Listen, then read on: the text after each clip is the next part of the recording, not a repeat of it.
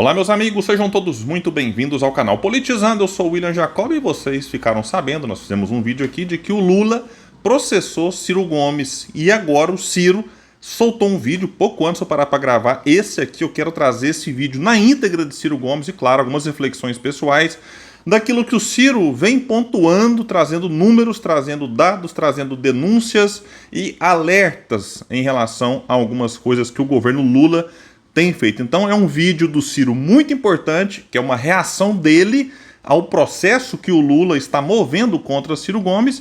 E eu quero, claro, trazer aqui algumas ponderações que eu acho são importantes. Eu ouvi a opinião de vocês, sabia aqui embaixo o que vocês pensam a respeito. Só que antes, quero pedir a sua ajuda. Chegou no canal, viu que não está inscrito? Se puder, se inscreva, ativa aí o sininho das notificações. Gostou do vídeo? Manda um joinha pra cima, não gostou pra baixo. Comenta, compartilha e espalha. Vamos trazer mais pessoas pra cá, porque aqui nós lutamos por um Brasil melhor. Bom, pessoal, sem muita enrolação, vamos lá então trazer aqui o que disse Ciro Gomes. E aí eu vou pausando para explicar algumas coisas que o Ciro está dizendo aqui. E, pessoal, antes até de introduzir, eu falei que era sem enrolação, vou dar só uma enroladinha.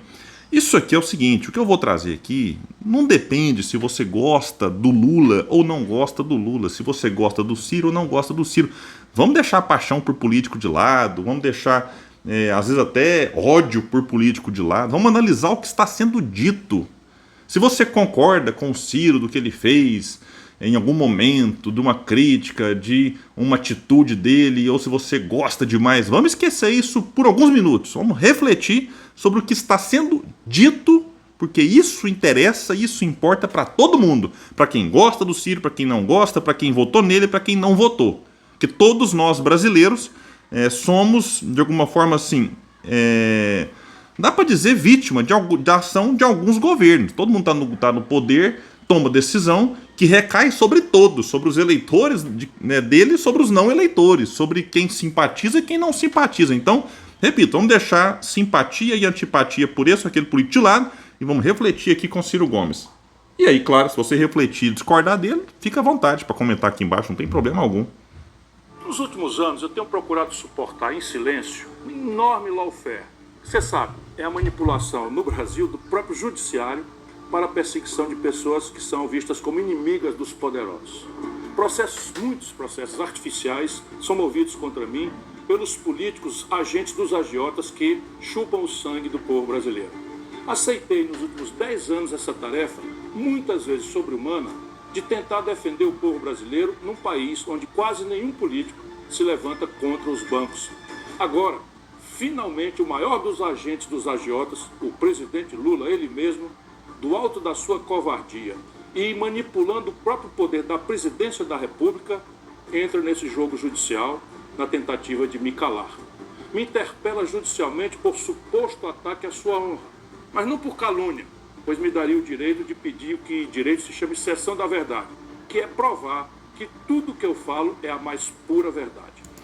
Aqui está um ponto importante, que se o Ciro fosse processado pelo Lula por calúnia, o Ciro poderia ir lá e falar, opa, eu quero provar então o que é verdade, mas não. A estratégia normalmente, até eu lembro que o Ciro fez até de uma forma bem humorada, uma fala em relação ao Collor, né? Porque o Collor também processou o Ciro, na ocasião, não sei como é que tá isso, mas tinha ganhado, o Ciro ia ter que pagar 800 mil reais pro Collor. Aí o Ciro até provocou, falando assim, se fosse por calúnia eu ia lá e falava, pera aí, é ladrão, mesmo tá aqui, tá provado. Mas aí processa por danos morais, aí coisa que aí não depende do Ciro provar ou não provar. A propósito, não o ofendi em nada em minhas exposições das políticas de agiotagem do governo. São os fatos, e somente eles, os fatos, que o ofenderam. Lula não colocou o pobre no orçamento, colocou o pobre em leilão. Todo o povo brasileiro virou um imenso banco de dados e ativos a serem negociados com bancos agiotas para roubá-los de todas as formas possíveis a partir da taxa de juros mais alta do mundo. Dados de aposentadorias, benefícios assistenciais, o BPC, até o Bolsa Família, tudo virou ativo para ser explorado pelos bancos agiotas brasileiros. E pior, investigação apenas do início da Polícia Federal indica aquilo que eu estou cansado de saber. Empréstimos consignados foram concedidos fraudulentamente e juros exorbitantes cobrados criminosamente de nossos aposentados em um escândalo que somente agora começa a aparecer. E enquanto nossos idosos são empurrados para o crédito involuntário, os jovens do Brasil, as famílias brasileiras são tragados por cassinos digitais travestidos de apostas esportivas, as tais bets, destruindo suas famílias, que já vivem na fome, na dificuldade, e se manda ainda bilhões de reais e de dólares de divisas para o exterior. Nada disso é acidente. É o projeto de Lula para o Brasil. Um plano para tornar não só o Estado brasileiro, mas especialmente o povo brasileiro, completamente dependente do sistema financeiro. Eu penso que é a mais maligna engenharia social já vista nesse país. A mais selvagem face do capitalismo que já tivemos. Enquanto eles repetem a mentira da inclusão, diariamente transformam miséria em ativo financeiro e esperança em dívida no aplicativo de jogos online, incluindo milhões nos cadastros de inadimplentes. São mais de 73 milhões de pessoas no SPC e no Serasa. O projeto, para mim, é claro. A pobreza não é para ser superada. A pobreza virou um ativo a ser explorado politicamente e financeiramente. A pobreza é o negócio do governo Lula. Os bancos, os seus beneficiários. Não me calarei. Não podem me intimidar. Quem não tem rabo preso, nem pretende ser candidato a mais nada, a não ser a defender o povo brasileiro, vou lutar até o último dia da minha vida. Bom, pessoal, então tá aqui palavras duríssimas de Ciro Gomes, mas como ele próprio, né, trouxe ali, são fatos, números, que não adianta você brigar contra eles. Vamos pegar um exemplo aqui. Nós temos hoje 73 milhões pessoas com o nome no SPC e no Serasa. Isso é um dado. Ah, William, mas quando o Bolsonaro deixou o poder, ele já deixou isso aí. Pois é. E aí o Lula lançou um programa tal do Desenrola, quantos milhões que tirou? Então não adiantou. Então se saíram alguns milhões, entraram outros. Ou seja, ficou elas por elas. Num programa Desenrola que foi uma cópia mal feita daquilo que o Ciro tinha proposto já em 2018, que virou chacota, muita gente zombou, e depois caiu a ficha de que, opa, aquilo é realmente importante, porém mal feito pelo atual governo, que na prática não adiantou nada. Quando o Ciro fala os juros mais altos do mundo, pois é, isso aí também é um dado, não é opinião, não é eu acho, é só você pesquisar. E detalhe, aí o que chama atenção é que quando era com o Bolsonaro, que teve um momento ali do Bolsonaro que foram juros baixíssimos durante a pandemia, mas depois que a coisa deu uma normalizada, o juro também subiu. O Brasil passou a ter com o Bolsonaro os juros mais altos do mundo, como tinha com a Dilma, como tinha com o Temer, como tinha com o próprio Lula, com o Fernando Henrique, é um modelo que está errado no Brasil. E hoje o juro está o mais alto dos últimos 20 anos. E aí, quem criticava o juro alto no governo Bolsonaro e se diz de esquerda, agora passa pano. Até o ano passado, quando os juros altos no governo Lula, você tinha a crítica ao Campos Neto.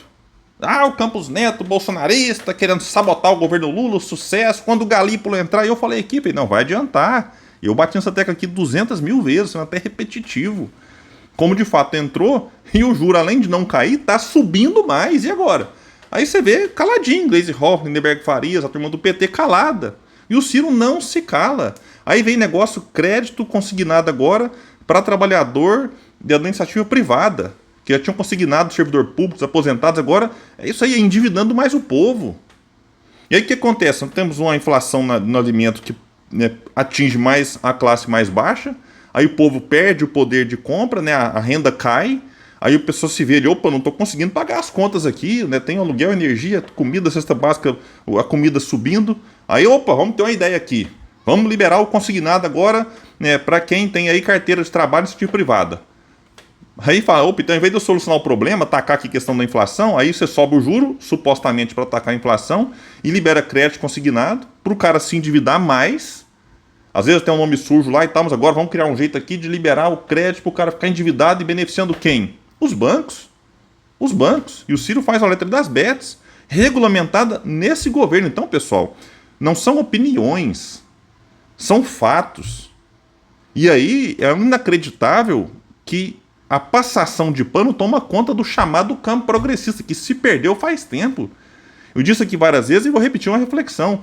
Se essa questão do consignado, essa questão de regulação de BET e outras decisões, juro alto, fosse no governo Bolsonaro, PT, PDT, PSB, PSOL, mas estariam, né, criticando, soltando pelo menos notinha, né? Porque manifestação, a esquerda perdeu a capacidade de se manifestar na rua, levar multidão. Não leva mais, já tem um tempo.